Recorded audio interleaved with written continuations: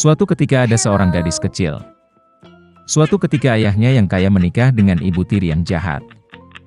Dia menetap di rumah bersama kedua putrinya. Mereka cantik dan berwajah putih, tapi jahat dan kejam di hati. Dan kemudian tibalah saat yang sulit bagi gadis malang itu. Dari pagi hingga larut malam, mereka memaksanya melakukan pekerjaan kotor, mengangkut air, memanaskan kompor, memasak makanan, mencuci piring, dan mencuci pakaian. Dan di samping itu, saudara tiri melakukan yang terbaik untuk membuatnya kesal sebanyak mungkin. Mereka mengejeknya, menuangkan kacang polong dan gandum ke abu, dan dia harus duduk dan mengambilnya.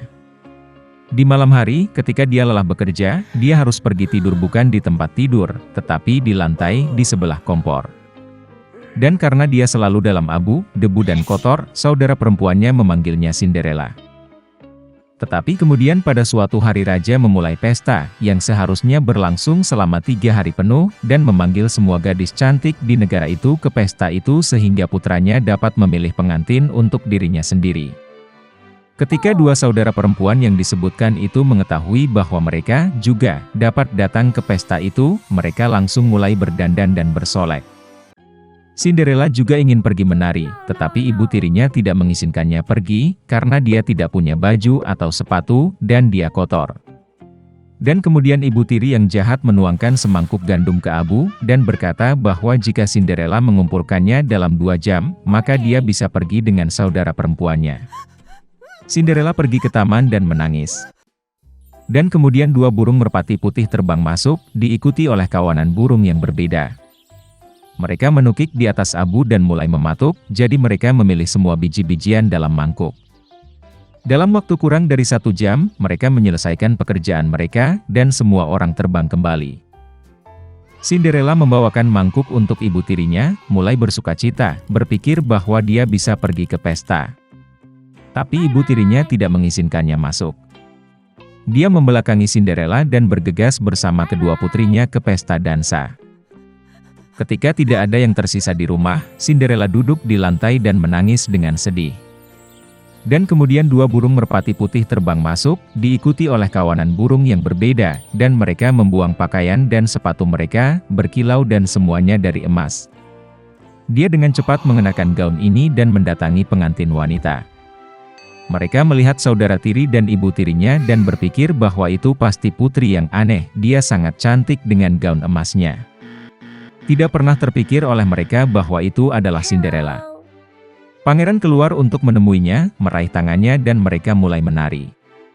Dan dia sangat menyukai Cinderella sehingga dia tidak ingin berdansa dengan gadis lain. Dia menari sampai malam dan akan kembali ke rumah, tetapi pangeran meminta untuk mengantarnya pergi. Dia ingin tahu gadis cantik siapa ini dan di mana dia tinggal.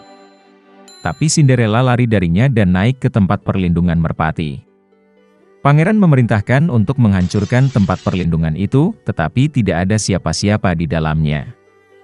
Dan tidak ada tempat di dekat dia bisa menemukan orang asing yang cantik itu. Tidak ada yang menyangka bahwa Cinderella diselamatkan oleh merpati yang membawanya pulang. Pangeran kesal dan pergi ke istana dengan kepala menunduk. Dan tiba-tiba dia melihat sebuah sepatu, mengangkatnya, sangat kecil dan elegan dan semuanya dari emas murni. Pangeran menduga bahwa ketika Cinderella melarikan diri darinya, sepatu dari kaki kirinya tertinggal di salah satu anak tangga. Pangeran sangat senang, dan diperintahkan untuk menemukan nyonya sepatu ini, dan kepada siapa sepatu itu cocok, dia akan menikah dengan yang itu. Orang tua kembali dari pesta, mereka melihat bahwa Cinderella sedang tidur dengan kemeja di atas abu, dan lampu redup menyala di dekat kompor. Kedua saudara perempuan itu pergi ke kamar mereka, berharap besok mereka akan cukup beruntung untuk mengenakan sepatu emas. Keesokan harinya, pangeran datang ke rumah mereka, dan berkata bahwa setiap orang yang ingin mencoba sepatu calon istrinya harus keluar. 2 saudara perempuan keluar, dan ibu tiri mengunci Cinderella di rumah dan tidak membiarkannya keluar. Kakak perempuan mencobanya sepatu kecil. Adik perempuannya mencobanya sepatunya bagus. Pangeran hendak pergi, tetapi Cinderella keluar dari jendela dan berlari ke arahnya. Dan dia memakai sepatu, dan itu pas untuknya. Pangeran menatap matanya dan mengenali gadis cantik yang berdansa dengannya. Dia membawa Cinderella, menunggang kuda, dan pergi untuk bermain pernikahan dengannya.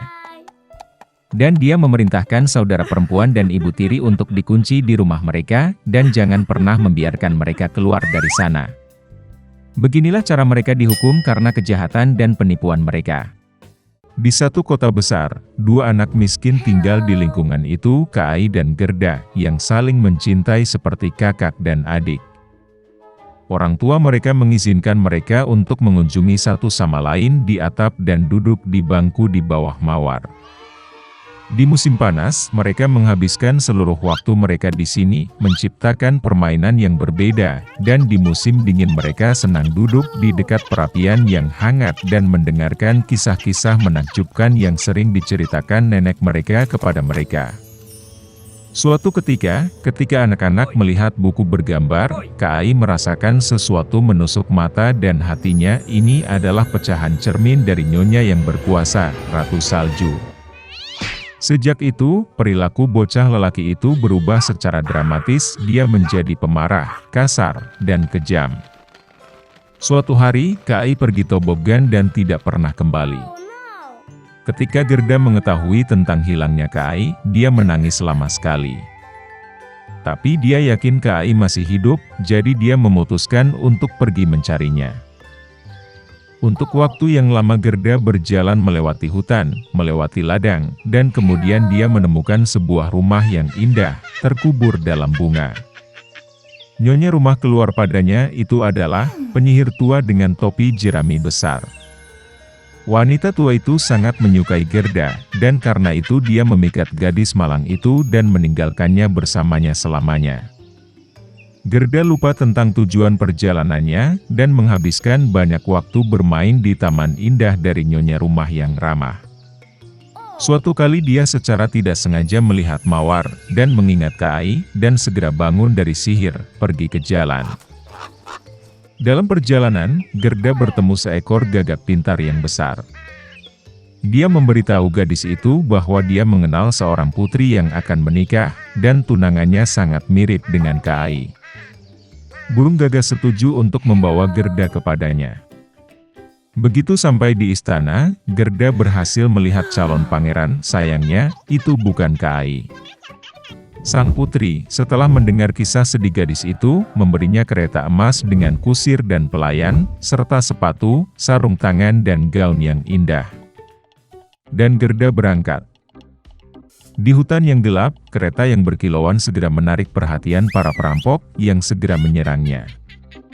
Perampok itu menahan Gerda. Dia membawa Gerda ke kastil perampok untuk memamerkan kebun binatangnya yang berisi merpati hutan dan rusa kutub dari Lapland. Mendengar cerita tentang penangkarannya, perampok merasa kasihan padanya dan membiarkannya pergi dengan rusa kutub untuk mencari Kai. Rusa kutub membawa gadis itu ke wanita tua Lapland yang menghangatkan dan memberi makan gadis yang kelelahan itu.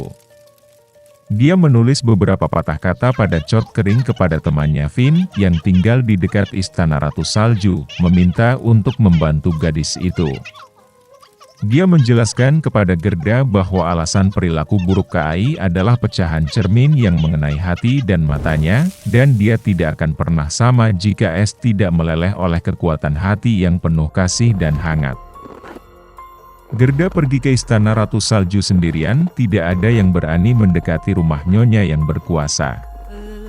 Dia sangat dingin dan ketakutan.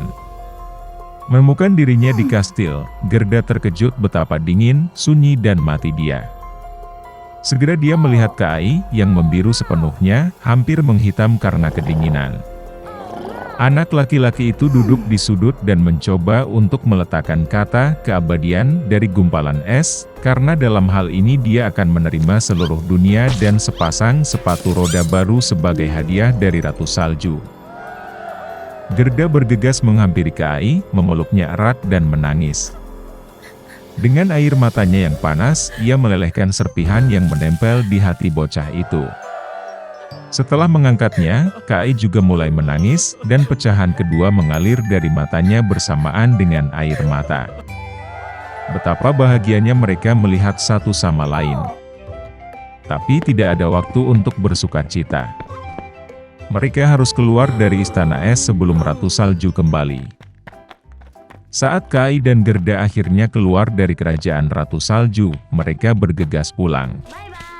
Dalam perjalanan pulang, mereka bertemu dengan semua teman yang membantu Gerda dalam pencariannya. Di rumah, mawar mekar favorit mereka menunggu mereka, dan semua yang terjadi segera dilupakan oleh mereka, seperti mimpi yang berat.